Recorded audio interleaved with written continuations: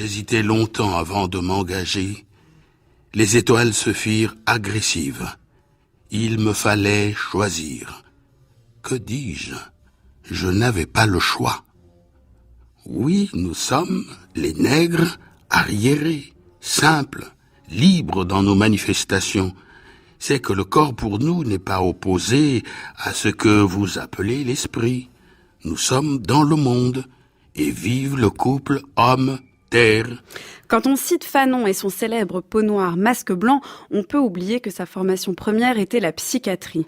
Articles scientifiques, thèse fondatrice en 1951 sur les altérations mentales, notes de cours, comptes rendus de cas et de traitements, ces textes constituent la partie la plus importante de ses écrits sur l'aliénation et la liberté.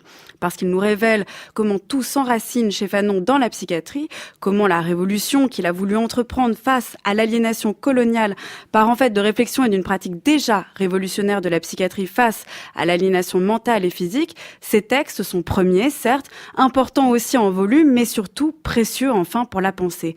Car ce qu'on peut y découvrir, notamment, c'est l'approfondissement que Fanon élabore, construit, expérimente de l'aliénation. J'aperçois déjà le visage de tous ceux qui me demanderont de préciser tel ou tel point, de condamner telle ou telle conduite.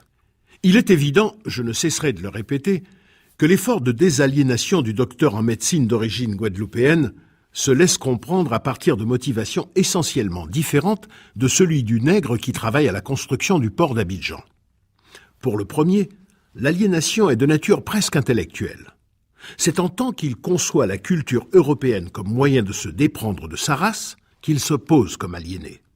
Pour le second, c'est en tant que victime d'un régime basé sur l'exploitation d'une certaine race par une autre, sur le mépris d'une certaine humanité par une forme de civilisation tenue pour supérieure.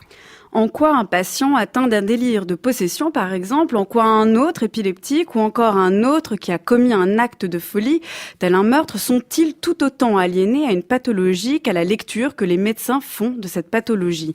En quoi sont-ils tout autant aliénés à un traitement qu'on a choisi pour eux qu'au lieu où on les enferme? De ces écrits psychiatriques parfois difficiles car non littéraires, partant de cas concrets et de traitements aux procédures compliquées, eh bien on voit comment s'annonce la grande thèse de Fanon sur l'aliénation, comment le regard porté par l'autre sur soi nous rend étrangers à nous-mêmes, nous assignant à des causes biologiques et nous renvoyant à des traitements religieux, raciaux, genrés.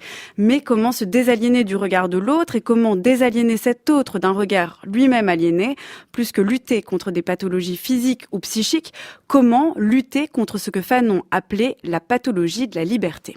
Le racisme vulgaire, primitif, simpliste, prétendait trouver dans le biologique la base matérielle de la doctrine. Il serait fastidieux de rappeler les efforts entrepris alors, forme comparée du crâne, quantité et configuration des sillons de l'encéphale, caractéristiques des couches cellulaires de l'écorce, dimension des vertèbres, etc. Le primitivisme intellectuel et émotionnel apparaissait comme une conséquence banale, une reconnaissance d'existence.